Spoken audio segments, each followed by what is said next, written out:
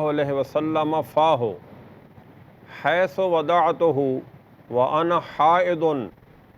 وکنت اشرب من الاناء فیدع فاہ حیث وضعتہ وانا حائض۔ سیدہ عائشہ صدیقہ رضی اللہ عنہا کہتی ہیں میں ہڈی کو چباتی تھی،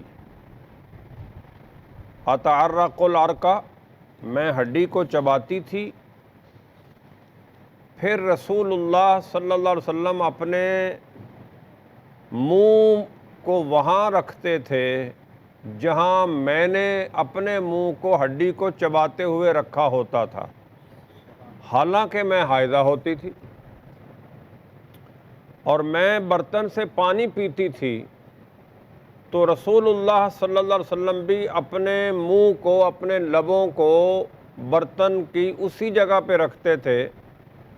جہاں پہ میں نے اپنے لب برتن پر رکھ کر پانی پیا ہوتا تھا،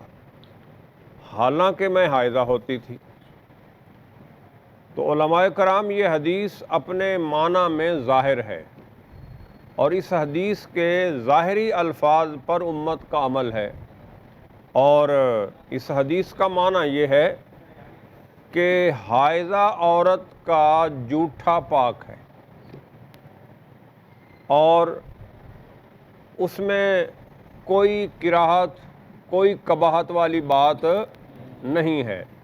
حائضہ عورت کے جسم پر جو نجاست ہوتی ہے وہ نجاست حکمیہ ہوتی ہے، نجاست حقیقیہ نہیں ہوتی، یعنی حکماً اس کا جسم ناپاک ہوتا ہے، بظاہر اس کے جسم پر کہیں ایسی کوئی نجاست، کوئی غلاظت، کوئی گندگی لگی ہوئی نہیں ہوتی، وہ صاف ستھری ہوتی ہے۔ ہاں، اولاد بنت آدم کے ساتھ اللہ نے یہ معاملہ رکھا ہے کہ حیض کے دنوں میں ان کے جسم سے خون رستا رہتا ہے، نکلتا رہتا ہے، تو باقی اس کا سارا جسم جو ہے وہ پاک ہے، ہاتھ پاک ہیں، اس کے پاؤں پاک ہیں، جسم پاک ہے، اس کا چہرہ پاک ہے، اس کا لعاب پاک ہے، یعنی پورا جسم پاک ہے۔ تو لہذا حائضہ عورت کا جوٹھا بھی پاک ہے، اور اس کی دلیل یہ حدیث ہے جو آپ نے سماعت فرمائی کہ سیدہ عائشہ صدیقہ رضی اللہ عنہا جہاں پہ ہڈی کو چباتے وقت منہ لگاتی تھیں، تو یعنی ہوتا یہ تھا کہ حضور صلی اللہ علیہ وسلم نے اور عائشہ صدیقہ رضی اللہ عنہا جب اکٹھا کھانا کھاتے تو ہڈی جو ہے ظاہر ہے گوشت میں ہڈیاں ہوتی ہیں، تو سیدہ عائشہ صدیقہ رضی اللہ عنہا وہ سالن میں سے ہڈی لیتی اور اس کو چبا کے اپنے حصے کا لے کے پھر بقیہ گوشت اس ہڈی پہ جو لگا ہوتا وہ رسول اللہ صلی اللہ علیہ وسلم کے لیے رکھ دیتی، تو آپ صلی اللہ علیہ وسلم اس ہڈی کو چباتے۔ تو یہ ایک محبت کی علامت بھی ہے شوہر اور بیوی کے درمیان، اور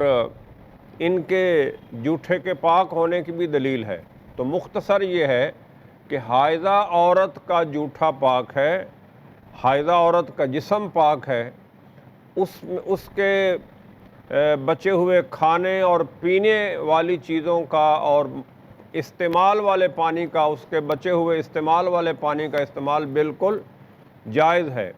اصل میں یہ بات کہنے کی ضرورت اس لیے پیش آئی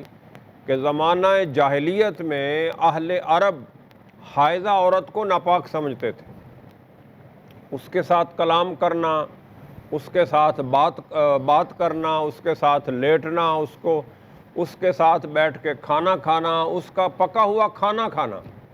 حتیٰ کہ پکا ہوا کھانا بھی نہیں کھاتے تھے، بلکہ جب کسی عورت کو حیض آتا تو اس کو وہ ایک کمرے میں بند کر دیتے، گھر کا کوئی فرد دروازے سے روٹی اندر ڈال دیتا، جیسے ایک قیدی کو یا ایک جانور کو ڈالی جاتی ہے، اور وہ عورت برتنوں میں سالن یا روٹی لے کے وہ کھا لیتی اور پورے حیض کے دن اس کمرے میں پڑی رہتی۔ تو وہ اہل عرب سمجھتے تھے کہ یہ ناپاک ہو گئی، اب اس سے کسی بھی قسم کا کلام، اس سے طعام اس طرح کی چیزیں ناجائز ہیں۔ تو نبی کریم صلی اللہ علیہ وسلم نے اس جاہلانہ تصور کو ختم کرنے کے لیے اس بات کو مشروع فرمایا کہ عورت کے جسم پر نجاست حکمیہ ہے، لہٰذا عورت سے اور حیض کے دنوں میں حائضہ عورت کا پکا ہوا کھانا کھانا بھی جائز ہے، اور شوہر کا اس کے ساتھ لیٹنا بھی جائز ہے، یعنی حائضہ عورت اور شوہر ایک ہی بستر پہ لیٹ سکتے ہیں، کوئی اس میں حرج اور قباحت والی بات، اور حائضہ عورت کا جھوٹا کھانا بھی پاک اور حلال ہے، اور گھر کے افراد اس جھوٹے کھانے کو کھانا چاہیں، پانی کو پینا چاہیں تو پی سکتے ہیں۔ آگے چلیں۔ باب الرخصة في فضل المرأة۔ جی أخبرنا هارون بن عبد الله قال حدثنا معن قال حدثنا مالك عن نافع عن ابن عمر قال كان الرجال والنساء يتوضؤون في زمان رسول الله صلى الله عليه وسلم جميعا۔ جی، عورت کے بچے ہوئے پانی کے استعمال کی اجازت کا باب، یا کوئی بھی چیز عورت کی بچی ہوئی ہے، جس چیز کو عورت نے استعمال کیا ہے، اس چیز کو کوئی دوسرا شخص مرد استعمال کر سکتا ہے یا نہیں۔ تو امام نسائی اس جگہ پر یہ عنوان لائے ہیں، باب الرخصۃ فی فضل المرأہ، عورت کے بچے ہوئے پانی، کھانے یا دیگر اشیاء کے استعمال کی اجازت کا باب۔ تو اس پر یہ حدیث لائے ہیں امام نسائی، جس کے راوی حضرت عبداللہ بن عمر رضی اللہ عنہ ہیں، کان الرجال والنساء یتودعون فی زمان رسول اللہ صلی اللہ علیہ وسلم جمیعاً، مرد اور عورتیں نبی کریم صلی اللہ علیہ وسلم کے زمانے میں اکٹھے وضو کرتے تھے۔ یعنی اکٹھے وضو کرنے کا مطلب یہ ہے کہ وضو کے لیے پانی کسی ٹب میں، کسی برتن میں رکھا ہوتا، تو اسی برتن سے لے لے کے مرد بھی وضو کر لیتا، جب عورت کو ضرورت پڑتی وضو کی تو وہ اسی ٹب سے یا اسی برتن سے پانی لے کے مرد بھی وضو کر لیتا اور عورت بھی وضو کر لی، یہ مطلب اکٹھے ہے۔ دوسرا معنی یہ بھی ہو سکتا ہے، اور یہ ٹھیک ہے، کہ گھر کے افراد جب نماز کا وقت ہوتا، گھر میں ظاہر ہے بیوی ہے، بہن ہے، بیٹی ہے، بھائی ہے، باپ ہے، دادا ہے، تو جو گھر کے مرد اور عورتیں ہیں، محرم مرد اور محرم عورتیں، وہ ایک ہی جگہ سے وضو کرتے تھے، یعنی ایک ہی جگہ پہ پانی رکھا ہوتا، پانی بھر کر رکھ دیا جاتا۔ ظاہر ہے اس زمانے میں یہ جو آج ہمارے نلکے ہیں، موٹریں ہیں اور پانی کی فراوانی ہے، یہ نظام تو بالکل نہیں تھا۔ وہ تو کنووں سے پانی بھر کر لا کے جمع کر دیا جاتا تھا گھروں میں، اور جمع شدہ پانی سے گھر کے افراد استفادہ کرتے تھے۔ تو اسی کا یہ بیان ہے، اکٹھے وضو کرتے تھے کا مطلب یہ بھی ہے کہ ایک ہی جگہ پہ پانی رکھا ہوتا، پہلے گھر کے افراد میں سے ایک مرد یا عورت وضو کر لیتا، پھر اسی رکھے ہوئے پانی سے دوسرا فرد مرد یا عورت وضو کر لیتا۔ یا یہ معنی ہے کہ بڑا سارا ٹب یا گھر میں بڑا سارا حوض ہوتا، جب نماز کا وقت ہوتا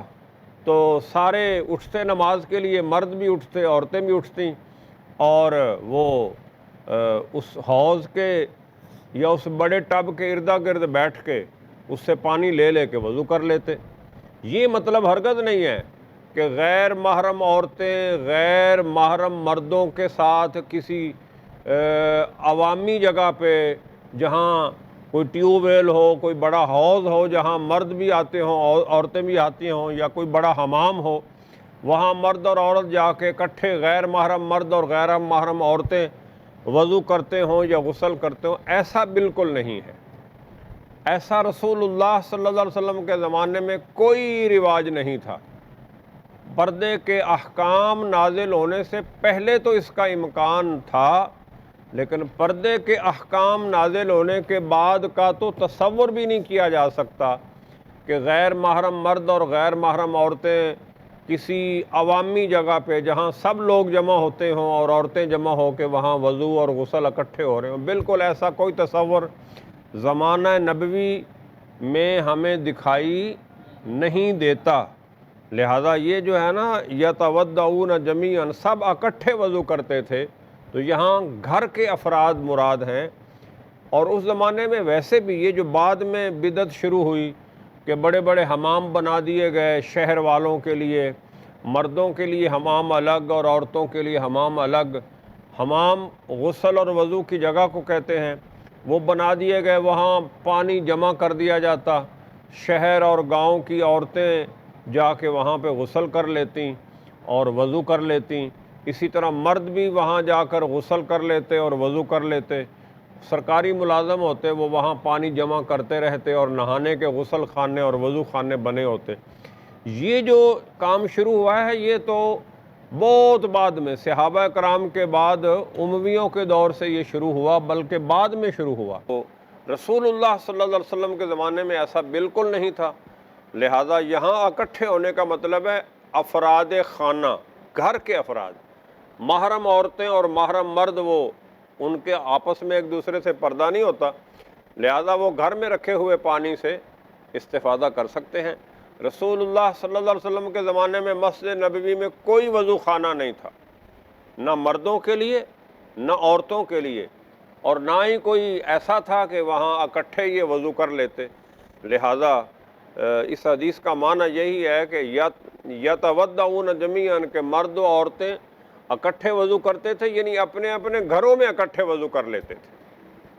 آگے چلیں۔ باب النهي عن فضل وضوء المرأة. أخبرنا عمرو بن علي قال حدثنا أبو داود قال حدثنا شعبة عن عاصم الأحول قال سمعت أبا حاجب قال أبو عبد الرحمن واسمه سوادة بن عاصم عن الحكم بن عمرو أن رسول الله صلى الله عليه وسلم نهى أن يتوضأ الرجل بفضل وضوء المرأة. جی، باب النہی عن فضل وضوء المرأہ، عورت کے بچے ہوئے پانی سے وضو کرنے کی نہی کا باب، منع کیے جانے کا باب۔ تو یہ عنوان بند کر ترجمۃ الباب کے تحت امام نسائی جو حدیث لائے ہیں، اس حدیث کا معنی یہ ہے کہ رسول اللہ صلی اللہ علیہ وسلم نے مرد کو عورت کے بچے ہوئے پانی سے وضو کرنے سے منع فرمایا۔ حدیث کے الفاظ یہ ہیں، عبداللہ بن عمر رضی اللہ عنہ سے مروی ہے یہ حدیث، نبی کریم صلی اللہ علیہ وسلم نے نہا، منع فرمایا اس بات سے، ان یتودع الرجل بفضل وضوء المرأۃ، کہ کوئی بندہ عورت کے بچے ہوئے پانی سے وضو کرے۔ تو اس کا مطلب اس حدیث کا ظاہر یہ ہے کہ عورت کے بچے ہوئے پانی سے وضو کرنا منع ہے، حالانکہ پیچھے جو آپ نے حدیث پڑھی اس میں ہے کہ مرد و عورت ایک ہی جگہ پر وضو کرتے تھے، وہ بھی حضرت عبداللہ بن عمر سے مروی ہے، یہ بھی حضرت عبداللہ بن عمر سے مروی ہے۔ تو اس کا مطلب یہ ہے کہ وہ حدیث جو پہلے گزری ہے وہ حدیث اپنے ظاہر، ایک مطلب، دوسرا معنی یہ بھی ہو، یعنی ایک معنی تو یہ ہے کہ یہ بعد والی جو ابھی آپ نے حدیث پڑھی ہے یہ منسوخ ہے اور پہلے والی ناسخ ہے، اور فی نفس ہی مرد و عورت ایک جگہ پہ ایک ہی برتن میں وضو اور غسل کر سکتے ہیں، پانی اپنا اپنا لیں گے، لیکن یہ حدیث منسوخ ہے۔ ایک معنی یہ ہے کہ یہ منسوخ ہے، دوسرا معنی یہ ہے کہ یہ اس کو ہم محمول کریں گے اس زمانے پر جب عورتوں کو شرعی احکام کی ابھی تعلیم حاصل نہیں ہوئی تھی، یعنی زمانہ جاہلیت پہ کہہ لیں یا یوں کہہ لیں کہ تعلیم و تربیت سے ناواقف عورتوں کے بارے میں یہ حکم ہے، کیونکہ جس عورت کو برتن سے پانی لینا نہیں آتا وہ اس پانی، جمع شدہ پانی سے وضو کرنے کے لیے، غسل کرنے کے لیے پانی لے گی تو اپنے مائع مستعمل کے چھینٹے اس پانی میں اتنے زیادہ ڈال دے گی کہ وہ جو جمع شدہ پانی ہے، وہ جو طاہر پانی ہے، مطہر پانی ہے وہ خود مائع مستعمل ہو جائے گا۔ تو یا تو اس کو اس معنی پہ محمول کریں گے کہ نہا ان یتودع الرجل، نبی کریم صلی اللہ علیہ وسلم نے منع فرمایا مرد کو ایسی عورت کے بچے ہوئے پانی سے وضو کرنے سے جو وضو کے آداب اور پانی کے آداب سے ناواقف ہے۔ اور جب عورتوں کو تعلیم حاصل ہو گئی نبی کریم صلی اللہ علیہ وسلم کی صحبت کے فیض سے، وہ تعلیم یافتہ ہو گئیں اور آداب معاشرت اور آداب اسلام سے واقف ہو گئیں، تو پھر آپ نے اوپر والی بات ارشاد فرمائی کہ مرد اور عورتیں ایک ہی جگہ پانی رکھا ہوتا تھا، اس سے لے کے وہ وضو کر لیتے تھے اور غسل کر لیتے تھے۔ ان کو پتہ ہوتا تھا کہ یہ پانی ہمارے سب کے لیے ہے، لہذا ہم نے اس میں ہاتھ ڈال کے، اس میں چھینٹے ڈال کے اس کو خراب نہیں کرنا۔ تو اس کو، یہ جو بعد والی ابھی حدیث آپ نے پڑھی، اس کو ہم اس زمانے پر محمول کریں گے۔ تیسرا مطلب یہ ہے کہ یہ نہیں جو اس میں ہے نا نہا، یہ نہیں کا لفظ ہے، منع کیا، تو یہ نہیں اس کو محمول کریں گے نہیں تنزیہ پر، یعنی بہتر یہ ہے کہ مرد عورت کے بچے ہوئے پانی سے وضو نہ کرے، کیونکہ عورتیں عام طور پہ اسلامی تعلیمات سے ناواقف ہوتی ہیں، انہیں شرعی احکام اور شرعی آداب کا پتہ نہیں ہوتا، لیکن ظاہری معنی اور تطبیقی معنی وہی ہے کہ اوپر والی حدیث ناسخ ہے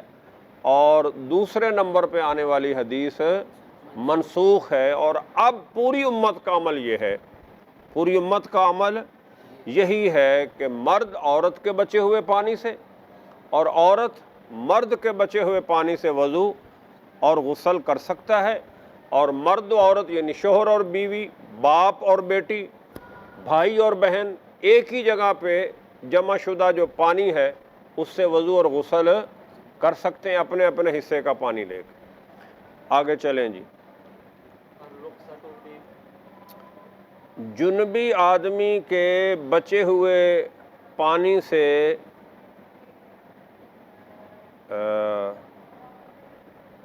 الرخصۃ فی فضل الجنب، جنبی آدمی کے بچے ہوئے پانی سے غسل کرنے کی اجازت کا باب، یعنی کسی بھی مسلمان مرد یا عورت نے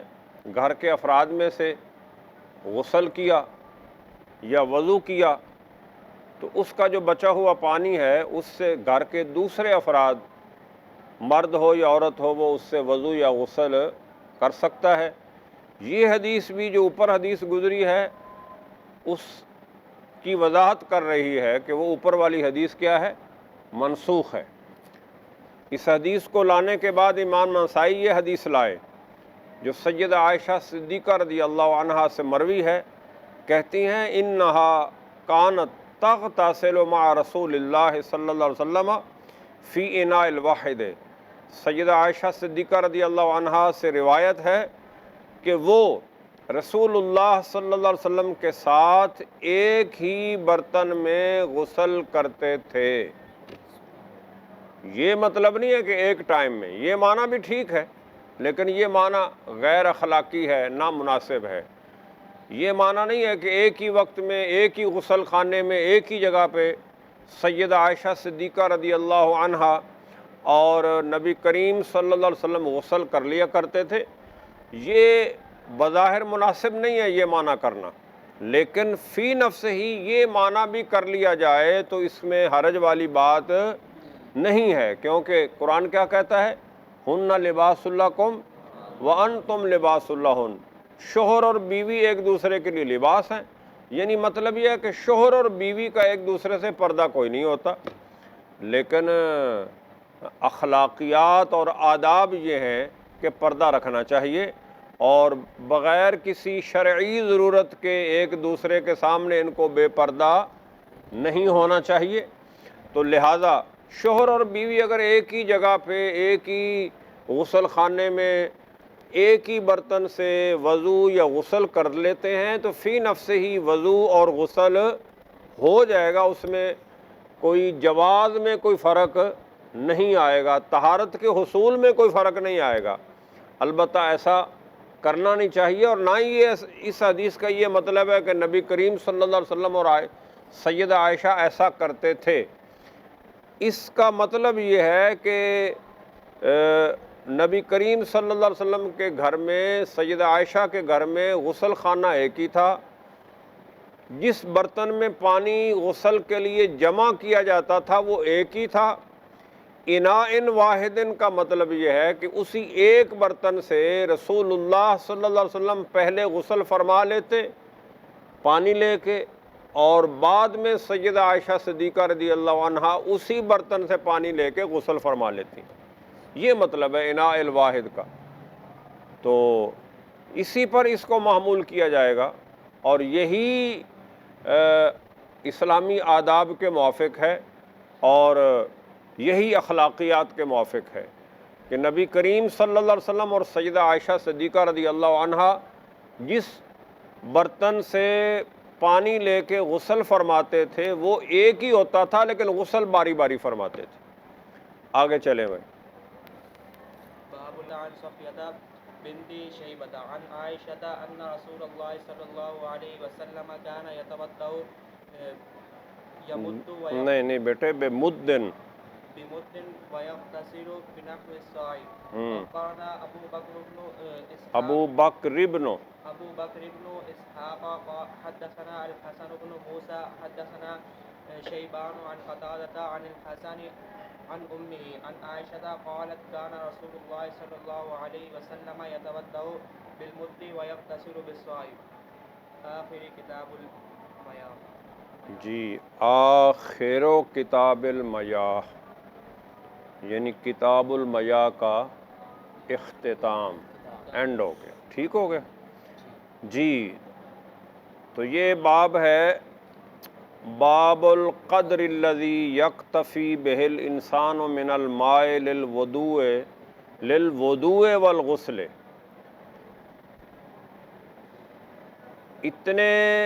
پانی کی مقدار کا بیان جتنا پانی ایک انسان کو وضو اور غسل کے لیے کافی ہوتا ہے، یعنی وضو اور غسل کے لیے کفایت کرنے والے پانی کا بیان۔ تو یہ عنوان باندھا ہے امام نسائی نے، اور اس پر وہ احادیث لائے ہیں۔ ان احادیث سے ہمیں پتہ چلے گا کہ وضو کے لیے اور غسل کے لیے کم از کم کتنا پانی ہو تو وضو اور غسل ہوگا۔ یہ زیادہ سے زیادہ مقدار کا بیان نہیں ہے، یہ منیمم مقدار کا بیان ہے، میکسیمم کا بیان نہیں ہے۔ یعنی کم از کم اتنا پانی ہو تو وضو ہو جائے گا، اور کم از کم اتنا پانی ہو تو غسل ہو جائے گا۔ اور ان احادیث کو پڑھنے کے بعد ہمیں یہ اندازہ بھی ہو جائے گا کہ ہم پانی کس قدر ضائع کرتے ہیں، یا ہمارے وضو اور غسل میں کس قدر پانی ضائع ہوتا ہے۔ ہمیں اپنی طرز معاشرت پر بھی غور کرنے کا موقع ملے گا۔ تو اس عنوان کے تحت امام نسائی جو پہلی حدیث لائے اس کے راوی حضرت انس بن مالک رضی اللہ عنہ ہیں، کہتے ہیں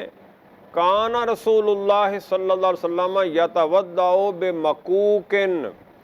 نبی کریم صلی اللہ علیہ وسلم ایک مکوک کے ساتھ وضو کر لیا کرتے تھے۔ وَيَغْتَسِلُ بِخَمْسِ مَقَائِيٍ، اور 5 مکوک کے ساتھ غسل فرمایا کرتے تھے۔ یعنی رسول اللہ صلی اللہ علیہ وسلم کے وضو میں استعمال ہونے والے پانی کی کم از کم مقدار 1 مکوک ہوتی تھی، اور آپ کے غسل مبارک میں استعمال ہونے والے پانی کی مقدار 5 مکوک ہوتی تھی۔ میں ترجمہ کر لوں پھر آپ کو بتاتے ہیں کہ یہ مکوک جو رسول اللہ صلی اللہ علیہ وسلم کے زمانے کا ایک پیمانہ تھا، آج اگر اس کو آج کے پیمانوں کے مطابق اس کو کیلکولیٹ کیا جائے تو وہ کتنا بنتا ہے۔ تو دوسری حدیث جو امام نسائی لائے، اس حدیث کے راوی ہیں حضرت سیدہ عائشہ صدیقہ رضی اللہ عنہا۔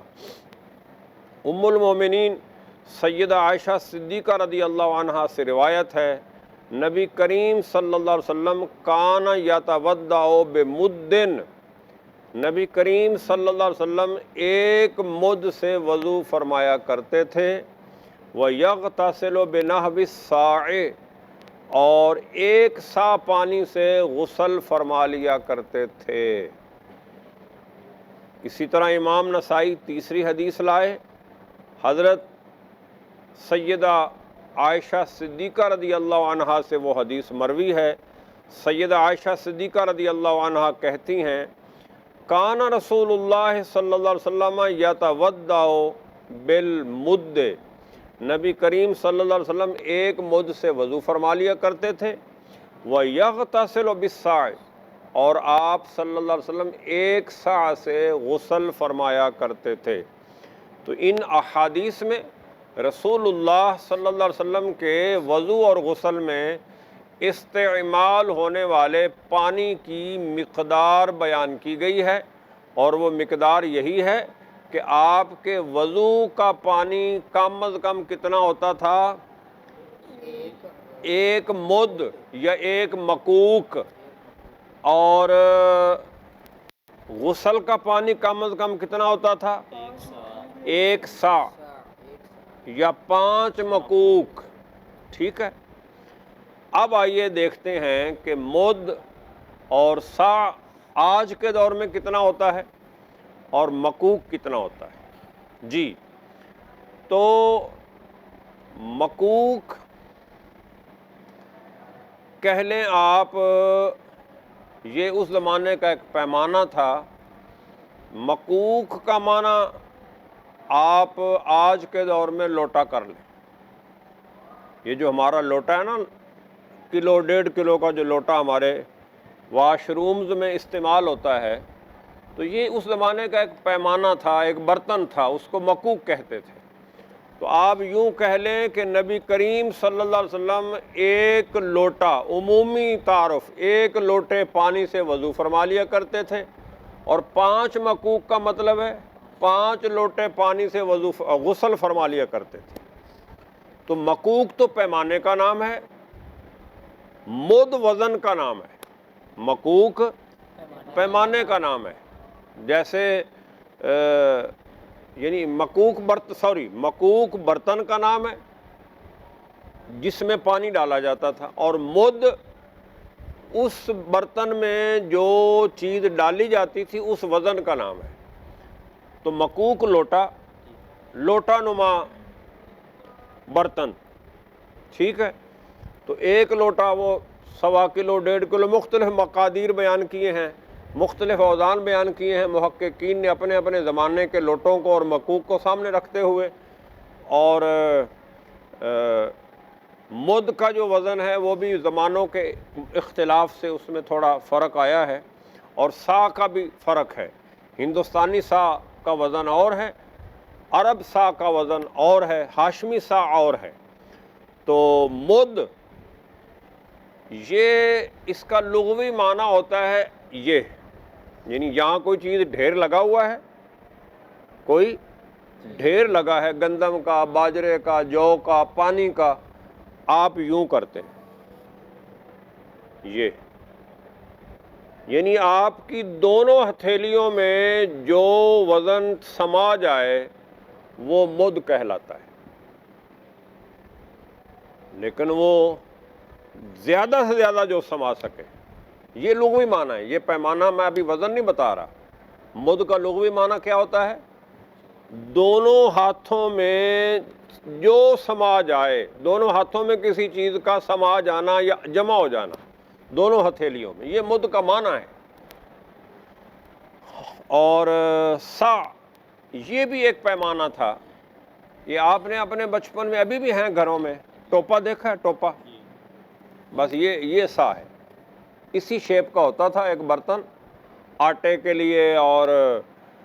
اس طرح کی استعمال کے لیے کہ آپ نے آٹا مٹی سے نکالنا ہے تو اس میں ڈال کے آ کے گوندھ لیں گے، کسی کو دینا ہے تو وہ کہتے ہیں دیہات والے لوگ کہ آج ایک ٹوپا آٹے کا دے دیو اسی جدو پساواں گے تو کو لے آنا۔ تو یہ جو ٹوپا ہوتا ہے اس کی شکل کا جو برتن تھا وہ سا تھا۔ اب آئیے کہ مد کا وزن کیا ہے، تو مد 1/4 سا کو کہتے ہیں۔ 500 آج اگر اس کا وزن کیا ہے ڈاکٹر وہبہ زحیلی نے، تو ڈاکٹر وہبہ زحیلی عرب کے مصری عالم ہیں، بڑے زبردست عالم ہیں، بڑی تحقیق ہے ان کی، الفقہ الاسلامی و ادلتہ ان کی کتاب ہے۔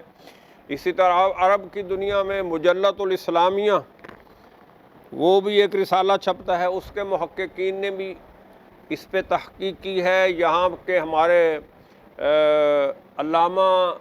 غلام رسول سعیدی صاحب نے بھی ان شرعی اوزان پہ تحقیقات پیش کی ہیں۔ دیوبندی علماء میں اشرف علی تھانوی صاحب کی بھی تحقیقات ملتی ہیں۔ تو ظاہر ہے ہر ایک میں اعلیٰ حضرت عظیم المرتبت نے بھی ان شرعی اوزان مد، رطل، سا اور مکوک ان پیمانوں کی، آج کے دور میں گرام آ گئے، پہلے سیر ہوتے تھے، تو ان کی تحقیقات پیش کر کے ان کو جدید اوزان میں ڈھالنے کی کوشش فرمائی ہے۔ تو مد میں کتنا وزن ہوتا ہے جی؟ 544 گرام، یعنی کہہ لیں کہ آدھے کلو سے کچھ زیادہ، ٹھیک ہے؟ تو 4 مد، ٹھیک ہے، یہ تقریباً 1 سا بنتا ہے، آدھا سا۔ جب سے بیمار ہوا ہوں تو بچے مجھے میرے بیڈ پہ ہی وضو کرواتے ہیں، وہ 1 لوٹا پانی لاتے ہیں، تو کبھی کبھی وہ دوبارہ لانے کی ضرورت پڑتی ہے،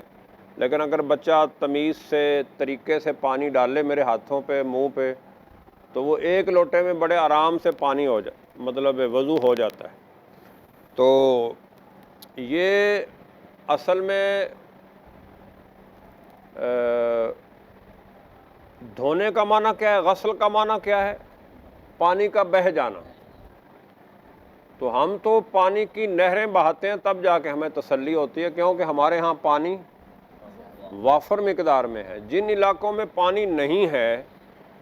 وہاں سے لوگوں کا حال پوچھیں کہ وہ کیا کرتے ہیں۔ پھر میں نے اپنے بچپن میں یہ دیکھا ہے، جب مسجدوں میں یہ ٹوٹی سسٹم نہیں تھا، نلکے لگے ہوتے تھے، کھوئیاں بنی ہوتی تھیں، تو لوگ وہاں مسجد میں لوٹے رکھے ہوتے تھے مٹی کے، یا بعد میں پتل کے بھی آ گئے، جو مسجد امیر تھیں وہاں پہ پتل کے اور پھر سلور کے لوٹے ہوتے تھے۔ تو وہاں جو بھی نمازی آتا وہ کیا کرتا، نلکے سے یا کھوئی سے پانی کا 1 لوٹا بھرتا اور سائڈ پہ بیٹھ کے وضو کر لیتا، اور وہ 1 لوٹے میں بڑے آرام سے وضو کر لیتا تھا۔ تو مجھے کئی دفعہ گھر والوں نے باہر بٹھا کے وضو کروایا، اب چلو منہ پہ صابن شابن لگا لیں، تو نیچے بیگم ٹب رکھ دیتی ہے۔ یقین کریں وہ جب وہ پائپ لگا دیتے ہیں کہ کھلے پانی سے منہ دھل جائے،